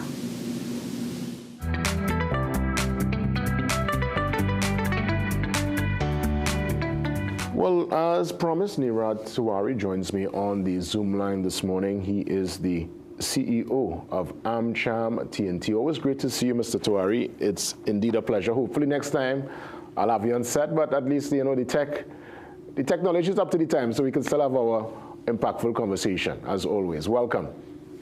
Yeah, thank you. Thanks for having me, Jason. Good morning to you, everyone in studio, and everyone locked on your various platforms. It's a pleasure to be here. As we get ready for Budget 2025, 2026, many suspect it's going to be 7 days from now, next week, Monday. We are not sure. We will find out from what we're seeing in The Guardian by midweek. But nonetheless, you would have done your due diligence, received data from members of AmCham. It's data-driven. It's really based on, in real time, what some of your partners are seeing and what I would imagine, based on the proposal here, it's almost like a wish list. So let's kind of get into that immediately. It's a submission, really. You would have mentioned short-term and medium-term goals. What's the takeaway, and what you suggest could be done via the budget to keep the wheels, as it were, turning via a short-term and medium-term? We're not even looking at long-term right now, because I saw there was, indeed, via the summary, focus on short-term and medium-term goals. Yeah, so, I mean, with anything that you do, you have to look at the problems facing you today, the problems that you want to solve over time, and start attacking both simultaneously. The reality is that the fiscal space for the government, that is the amount that we can borrow now, is much more limited than it has been in pretty much in the lifetime of most people who are around today. And so we have to get creative in how we raise revenue to be able to do the things that we want to do, and how we use that revenue to stimulate the creation of other revenue and the achievement of social goals that will improve the well-being of society. So that's why we have recommended doing some work on the establishment of a fund that would attract private sector capital, possibly through the guaranteeing of the interest, and therefore not hit the government balance sheet, to be deployed on productive projects, so that there will be some private sector oversight on that as well. Of course, in collaboration with the government, is not giving up the government's role in the society, but we can mobilize funds from where they are available without adding to the government balance sheet. It'll take some work, and those with finance experience and so on will be able to do it. But we think that that is one viable opportunity to raise some revenue moving forward in the short term. And then, of course, I mean, we were chatting offline about the ease of doing business. There's a lot that we can do with customs and automation of government services to be able to achieve both the actual easing of doing business, and easing of doing business includes conducting business with the state for all citizens, as well as creating the confidence of the perception that things are moving. It is my hope that we are going to hear some things in the budget around the digitization of the immigration process, for example. It is my hope that we're going to hear about a professional standards bureau in the Customs and Excise Division to root out the few bad actors that we have and give those who are trying to do a good job more tools. It is my hope that we're going to hear a little bit about online payments for the Customs and Excise Division, so to clear goods and so on. So it cuts down the time that you have to spend going from one office to another, etc., and cuts out some of the paperwork. And if we start to hear and see those things being implemented, I think you're going to get a better sense from citizens and the business community generally that, okay, things are happening, and those are relatively low cost. In fact, online payments should boost the revenue collection of the government. I hope we start tackling overtime. We're very, overtime at customs, that is, we're very encouraged by the acting controller, Mr. Riyad Juman, and his approach to being inclusive, to listening, and being willing to, after he listens, to put some things into place. And we hope that he will continue in that post for a while, and we'll be able to get some stuff done in a meaningful way. Well, let me say, Mr. Tuari, you see, because I saw via the summary, there was also the recommendation for customs modernization. You would have mentioned moving away from paper, having an easier process when it comes to folks flying in, global entry, as it were, computerized systems. But that takes, I would imagine, political will, moving away from the bureaucracy that currently exists. And I sometimes wonder if some of these stumbling blocks are put in place intentionally for the greasing of the wheel and for the golden handshake and for the brown envelope to pass under a table to get to the front of the line? Because we have been singing this for years. I mean, it's almost like a road march, huh? Ease of doing business and the bottlenecks at the customs. And we're talking here both the airport and the seaport. What's your take on us really getting over that line and making this, I guess, the problems that exist something of the past? Yeah. So what I would say is I really hope it is like a road march, because road march is the song that takes it home that year, as opposed to one of the songs that we hear every carnival that keeps us moving, but doesn't take home a prize. So I do hope it's like a road march. I am very optimistic, as I said, if Mr. Juman continues to sit in the seat. We have found his approach very, very open. We're getting support. I think you have some very, very good technical people in the Ministry of Finance, the PSs, Mrs. Taylor Leachy and Mr. Jagannath are very good, and I think very interested in finding solutions, as well as our initial discussions with both Ministers Tanku and Minister Swarat Singh are encouraging, and we're hopeful that these things will be moved. I know Minister Maraj Minister of Trade and Industry, has extensive experience in dealing with customs through his business life, and would like to see some movement. So, you know, I always come here every budget and I'm optimistic. We haven't heard what the budget would be, but the signs so far are encouraging. The proof of the pudding will be in the eating, both in terms of what they say they're going to do and how quickly they actually do it or not. But we would like to hope that we're going to get some stuff done pretty quickly. Mr. Tuari, I saw there was a national security recommendation in your summary. How does that tie into the overall economic outlook? Yeah. So crime is the #1 concern affecting members base. Every year we do a survey of members, and that's what they have identified. So, you know, speeding up the justice system and having the ability to bring people to justice when they run afoul of the law. So fixing the Forensic Science Center and speeding up the justice system remain two of the biggest things that we would recommend, as well as going after white-collar crime and finding those who are financing, therefore, criminal activities and enabling corruption would go a long way to restoring confidence in the system. What about ESG, environmental, social governance? How all this, I mean, obviously, you know, you're hearing, and again, I go back to the UN last week. UN last week was a blow mind. You know, you're hearing lots of world leaders speaking to the environment and concerns and the correlation between environment and sustainability / business. And then you're seeing the president of the US, and I know, you know, you're part of AmCham. He sees some of the environmental concerns as a hoax. So lots of moving parts on the global stage, but where are we as it pertains to environment, social governance, and just that whole ethos related to our budget?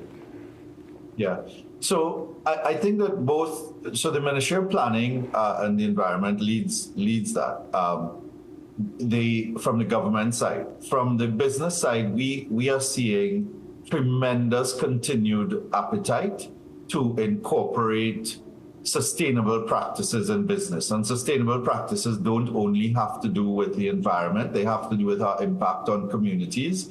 And the role of business in society is more than just profits. And over, we hear that from our business leaders. Our businesses have consistently done more in terms of giving back outside of taxes, so directly to communities, than most business communities around the world.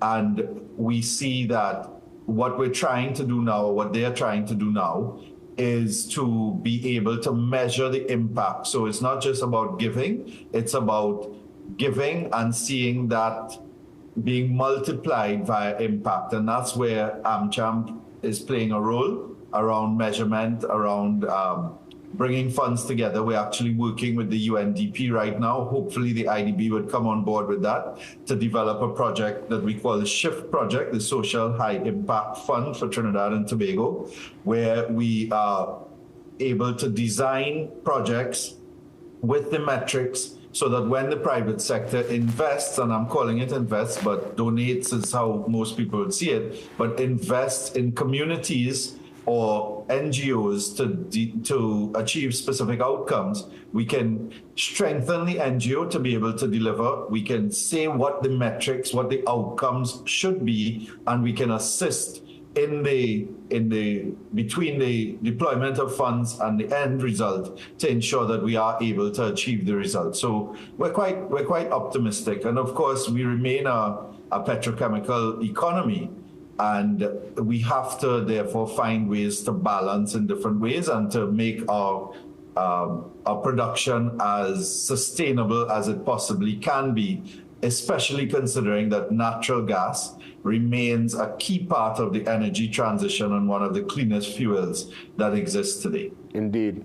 But as we pivot and look towards other sectors, I saw via the summary a recommendation to really enhance the digital transformation project, that particular plan, and more so the whole digital Nomad visa program. There was a recommendation via the summary. I want you to elaborate. And for me personally, I always thought Tobago would have been the perfect fit for such a program, just the natural beauty and the majesty that is Tobago. And if we were to give the island the proper coverage, we're talking here throughout the length and breadth, it will be, to me, one of the most ideal digital nomad locations on the planet. But I'll let you elaborate. Is it something that you see viable, truly viable in the years ahead? Yeah. So yes, absolutely. About 3 years ago at our Tech Hub Island Summit conference, which is our annual tech conference, we had a lady called Lauren Razavi from a company called Plumia, and she presented some data that shows that Trinidad and Tobago actually is a country that has high potential to attract digital nomads should we implement a visa. And that was because of not just our connectivity, but the sophistication of business and the ability to connect in Trinidad and Tobago, the amount of short stay places that we have in Trinidad and Tobago that are available. So both Tobago and Trinidad are viable locations for this. We've had some initial discussions with Minister Dominic Smith, who seems to be interested in it. It will be something that has to go through the Ministry of National Security because it's an immigration issue. But again, we are optimistic that the things that sound novel, that are not so novel because so many other countries are already doing it, but things that sound novel that would give us just that little bit of an advantage and create some new opportunities will be implemented. And for those who don't know, a digital nomad visa is a short stay visa of less than 2 years. You could do it for a year if you want or what have you. That would allow particularly highly skilled tech workers to come into your territory and work and not have to pay taxes, but be able to work legally and stay. It does not grant them any citizenship rights or anything like that, but it does allow them to go back and forth or stay for relatively short periods of time and continue working for wherever they're working. So usually these people would be earning foreign exchange. They would have to convert that foreign exchange for their living expenses. They'd have to find a place to stay. They'd have to pay for internet. They'd have to buy food. They would travel. If they have good experiences, they tend to come back over and over and bring others with them. Many of these end up starting companies, and when they have a good experience in the country that they're visiting, they often try to experiment with those companies in such countries. So it can boost our entrepreneurial activity here in Trinidad and Tobago. And so we think it is a fantastic initiative that should be pursued. And it is, and interestingly, the traffic is going one way. It's Piaco outside. People are actually, Trinbagonians are leaving and heading to Colombia, heading to Spain, heading to the Philippines, taking advantage of their structure that's already in place, and more or less we want people to come. But let me ask you though, because you mentioned the minister, I had a good conversation with him in Bahamas earlier this year, Minister Smith. Young guy, seems to be on the ball, and I was making mention of what you spoke about earlier, the simple entry process. We having to fill out this piece of paper, which to me seems so archaic at this point in time. You know, you don't have to do that for Barbados or Jamaica and some of our neighbors. But from what I understand, it's so many different moving parts to just eliminate that paper. You need to get the Ministry of Finance on board, national security, digital transformation. I mean, the bureaucracy sometimes, and again, we go back to that point of ease of doing business and moving all these stumbling blocks, these invisible walls. Are we anywhere closer? Do you anticipate that? Yes, you said you feel a good energy from some of the personalities there now in their role, but is that something you believe within the next, hopefully the next 5 years, we could eliminate just those, we could have those little wins to take us a step further? Mr. Williams, if we have to wait 5 years for that, we're moving backward. That is something that needs to be done now. That is something that needs to be done within the next few months. And at the risk of sounding naive, if there is the political will, it will be done. Understood. Let me ask, do you anticipate or believe this budget will be one of the most important in recent years? Well, every budget is important. The challenge we have in the country is the budget tends to be the only broad policy statement that we have annually. But yes, it will be a very important budget because it will tell us more clearly what the government is thinking and how they intend to go about achieving the things that they say they will do. So what will be their priorities? How will they finance them? And what, therefore, is that likely to mean for the economy and society moving forward? So this is a setting the stage budget. In as much as it is a one-year plan, it is a guide to how the next 5 years will go. Any closing remarks, Mr. Tawari, as we wrap things up? Yeah, I mean, again, we always remain optimistic. We would like to work with the government and with other business organizations and civil society to get things done. I think that, as you said in the beginning, the biggest thing is political will. I don't think there's a shortage of intellectual capacity, a shortage of ideas. It's just to pick a few good ones, get them done, and then move on to the other things and understand that policy is not implemented in silos. One thing has an impact on the other, and we don't have to wait. Nor is it linear. We don't have to wait on one thing. We can do many things simultaneously, but we do have to focus on getting some things done and closed moving forward. And so, as I said, we're optimistic and we look forward to the budget and then thereafter working with the government to be able to get some stuff done in a meaningful way, because Trinidad and Tobago still remains. I heard the president of Guyana speak at an event on Saturday, and he, in his words, described Trinidad and Tobago as one of the best representations of what the Caribbean is in terms of our dynamism, our mix of people, and how we live. And so I think that that is something of which we must be proud and we must take and make into our advantage over and over and over again. So let's just get it done. Yeah, great words indeed. As always, thank you so much for touching base. And when the budget is all said and done and the dust settles, let's probably do our post-budget analysis and see if some of these recommendations line up with the vision forward. Happy to do that. Yeah. Take care and all the best. All the best. The CEO of AmCham TNT, Nirad Tawari, touching base with us on this Monday morning, Monday, September 29th. We come back. Much more after the break.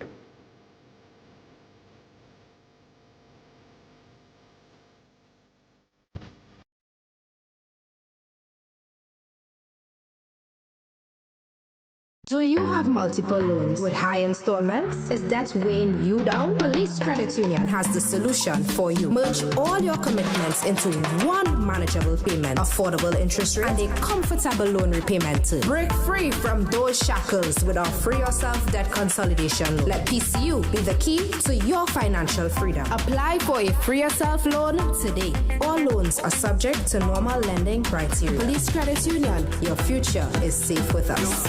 Tile Depot Diwali sale on now. Stunning floors at dazzling prices. 12 by 12, $750. 17 by 17, $975. 18 by 18, $995. 20 by 20, $15.95. And 22 by 22, only $20. Visit Tile Depot Limited today at Bagney Chase Village. Call 234-4402. Visit Tire Clinic Marketing, New Truck and OTR Tire Service Center at number 30 and 32 Montrose Main Road, Chabonas. Call today at 665-8973 or 672-3419. Alignment services available. Tire Clinic Marketing, Truck and OTR Service Center. A tire for every need. Get the best at Southern Food Basket. Gala apples, 10 for $20. Garlic, $9.95 per pound. Lentils, 2 pounds, $13.95. Split peas, 2 pounds, $7.95. No-name bathroom tissue, 24s, 2 bales, $89.95.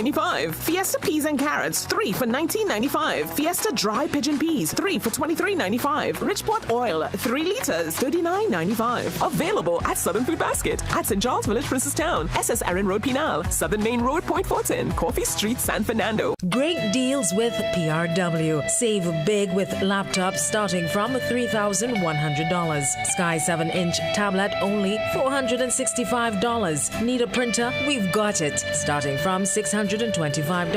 Get a 40-inch RCA TV only at $1,850. 19.5-inch LG monitor $699. Secure your home with our security combo starting from $3,000. Call PRW today. Fill in the blank, 100 men. Oh no, I got a really hot date tonight and I don't have what? A girl to take. What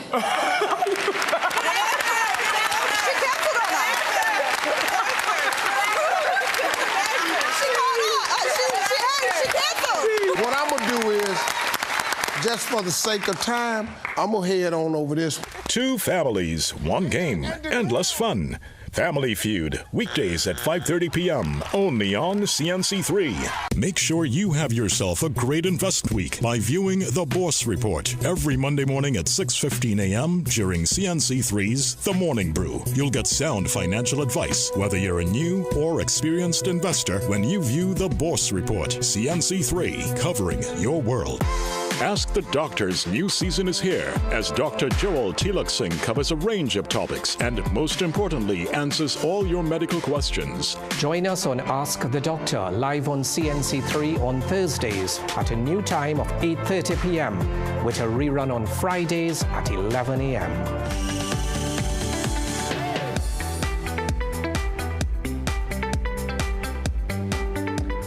Welcome back. Let's get into our housekeeping, ways and means for you to join me live in studio or via the Zoom line.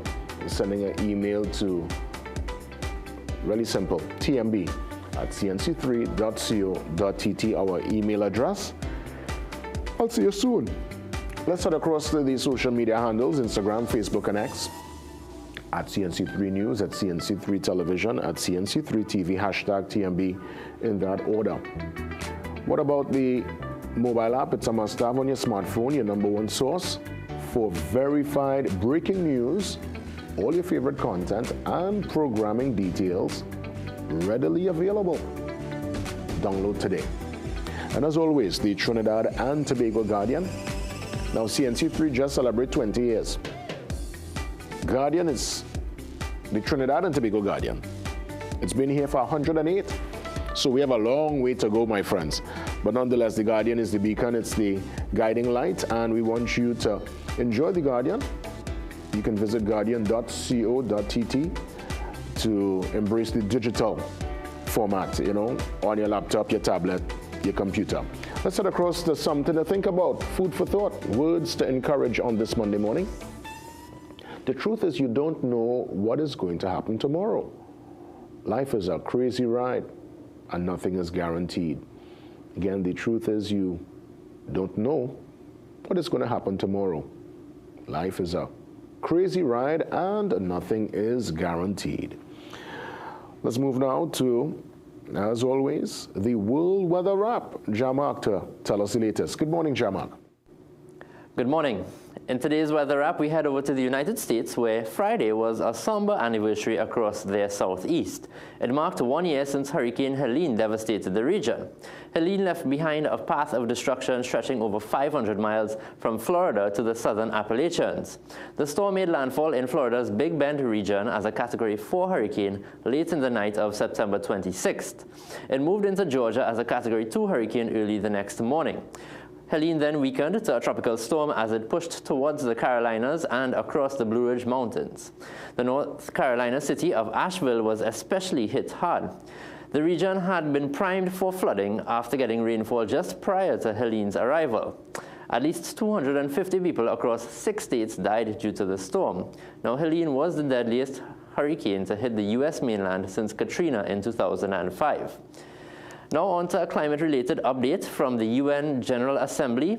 U.S. President Donald Trump strongly dismissed climate change in a speech in New York last week. Trump called the concept of the carbon footprint a hoax and said former President Barack Obama was hypocritical on the issue. Trump also claimed green energy policies allow countries without restrictions to make money. Trump's words are at odds with the vast majority of climate scientists who have concluded climate change is happening and that it is mainly caused by fossil fuel pollution. Now let's move on to today's forecast, where we can expect mostly fair conditions despite a few showers developing during the afternoon with just the low chance of an isolated thunderstorm over Trinidad. Conditions should be mostly fair for the evening and night as well. That's all for today's weather wrap. Back to you. Thank you so much, John Mark, by all means, giving us the latest. Let's take that pause. We come back and work our way to 8 o'clock. See you soon.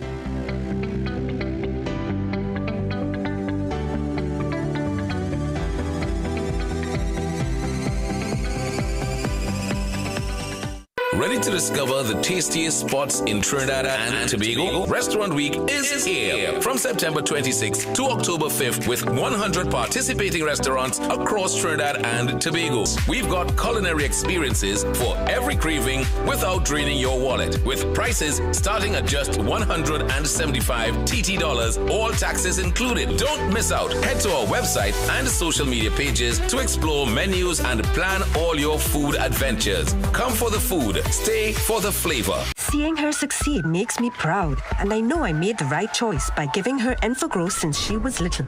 Knowing that 85% of brain growth will occur by age 3, Enfagrow's blend of ingredients such as DHA helps support your toddler's brain development and contains 22 nutrients to support their diet or nutrition. Enfagrow, what you do today will last forever. This product is not intended to be a substitute or complement to breast milk.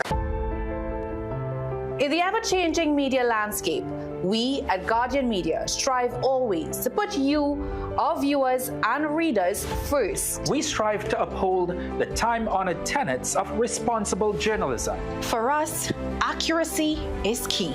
And in our reporting, we strive not only to be first, but fair, impartial, and to uphold journalistic integrity. Above all, we are accountable to you, and we must respect the views of our audience. That is our solemn contract with you. Keen attention to detail. Rigorous verification of facts. Use of credible sources and sound editorial judgment. Keep track of our editorial policies and guidelines, including our corrections policy, by logging on to www.guardian.co.tt for more.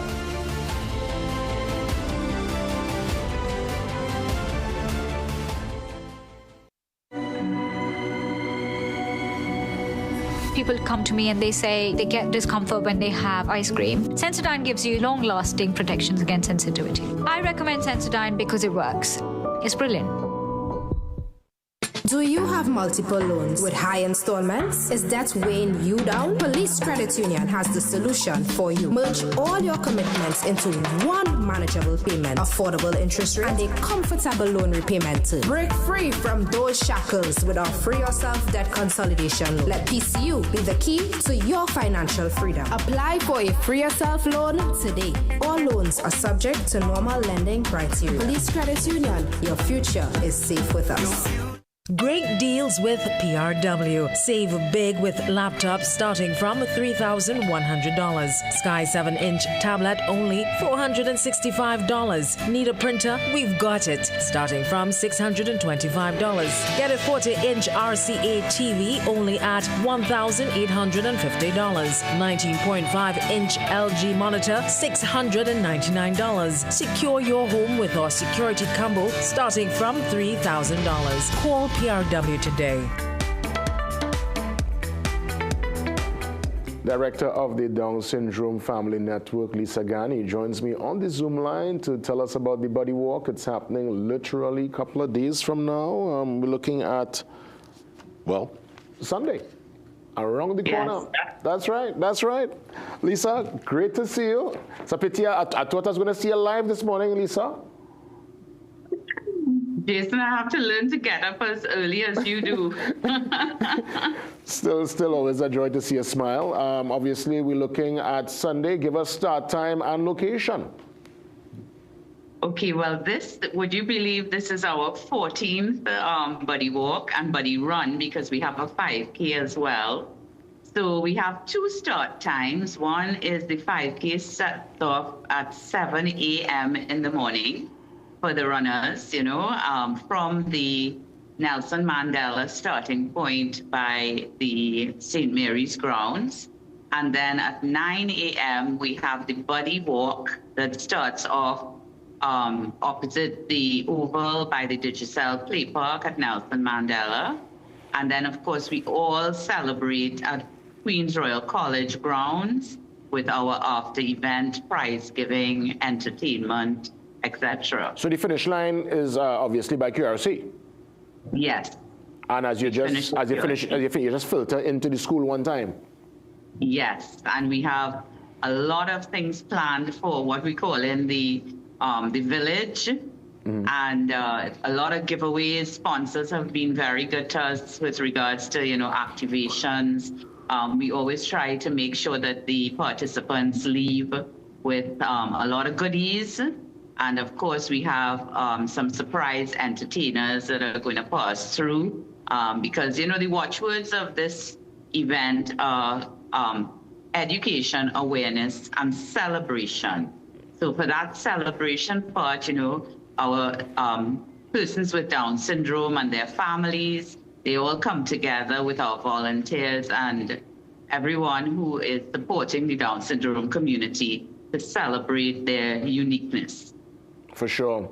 Let me find out registration, T-shirts. Obviously, I know that's always a must-have for the event. Where can we get them, and what's the cost factor? Well, honestly, JW, the 5K is sold out, so you can Serious? That's it. Sold out, like sold out. Nothing again. Nothing. Sold out. Yes. Wow. We have quite a big running fraternity now in Trinidad and Tobago, and they look forward to these 5K events. So the 5K is completely sold out. Our T-shirts are literally sold out as well, and I would have to check with BAFA today to see if we have any more spaces in the walk itself. We take this seriously because, the runners like their medals, and we don't want to oversubscribe the walk or the run and then someone doesn't get their medal at the end of the day, Wow. So if someone, that it's sold out in terms of the 5K and the 1K, if someone just wants to come down to be part of it, is there entry fee? You can just, do you all accept walk-ins on a Sunday? No, there's no entry fee. Of course, if you want to enter the walk and walk with us, you wouldn't have a bib. So, the bib is the identifying factor for the medal. But I'm sure, if someone comes with a family to support that family, we're not going to turn them away. Fantastic. Our medal, if you look at my T-shirt that I have on, this nice little insignia here is going to be the design of the medal. It's, of course, custom made for us. And people look forward to collecting those as their souvenir. And is that the actual T-shirt, or is that like a special edition, a special polo you did for yourself? Yeah, this is a special edition for the board members, but it's the same design in a gray dry fit T-shirt. So the few that we have remaining will be available on the day at the Down Syndrome Network booth. And of course, this year too, we're also going to have our popular socks for sale at the event. Lisa, when it's all said and done and you stand there, look at the crowd, look at all the engagement, the families, everybody interacting, what's your biggest takeaway?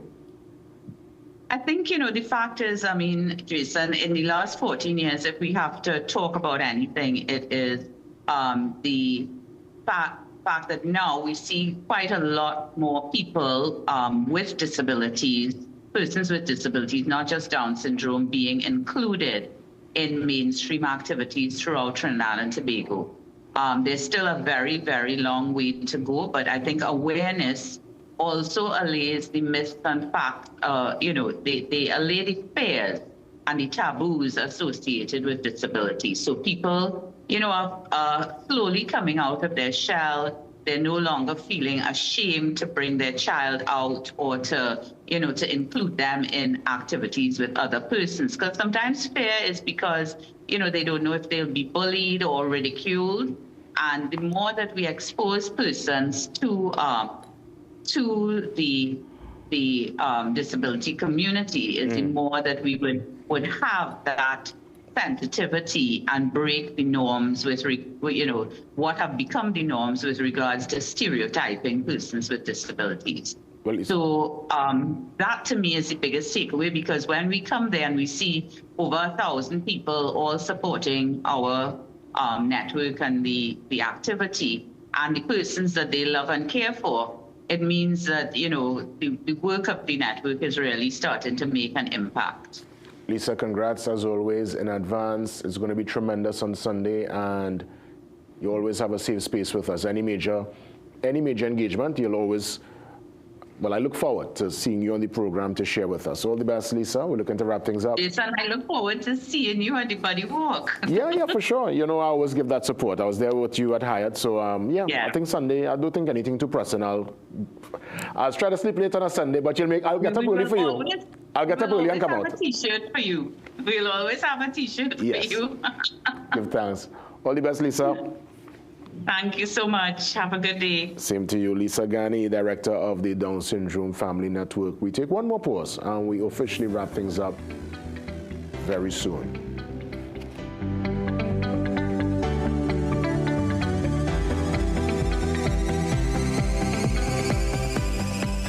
Get the best at Southern Food Basket. Broccoli, $17.95 per pound. Carrots, 3 packs for $19.95. Iceberg lettuce, $19.95 each. Chicken breast tenders, 5 pounds for $149.95. Chicken wings, 1 kg, $34.95. Swiss pasta cuts, 300 grams, 4 for $19.95. Coke, Fanta, Schweppes, Sprite, 2 liters, 2 for $19.95. Available at Southern Food Basket at St. Charles Village, Princestown, SS Erin Road, Pinal, Southern Main Road, Point Fortin, Coffee Street, San Fernando.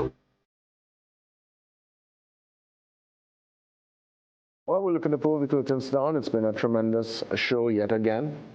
Always a joy to be in your company. As we wrap things up, let's take a look at the front page and back page one more time of the Trinidad and Tobago Guardian. Today, Monday, the 29th of September, 2025, the front page speaks to the grieving cop who is, I can't say is going to, he already quit. They took the uniform, and I really hope he gets some kind of analysis. He's really hurting, and rightfully so. Also, we're looking at the back page. West Indies aiming to bounce back. You can believe it's Nepal. Nepal beat West Indies, Who next? Fiji Islands, if they have a cricket team? And clearly they don't. So come on, man. Let's bounce back West Indies. Better than that. With that being said, have a great one today. Be safe and God spare. I'm back for more tomorrow. Myself and the amazing team here at CNC3. Again, 20 years in the business and going strong. The legacy continues. Have a great one, TNT. See you tomorrow.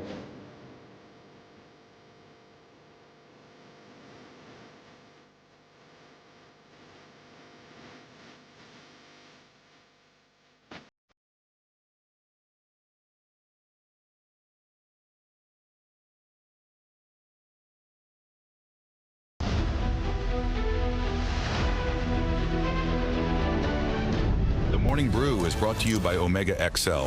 Live long, stay strong.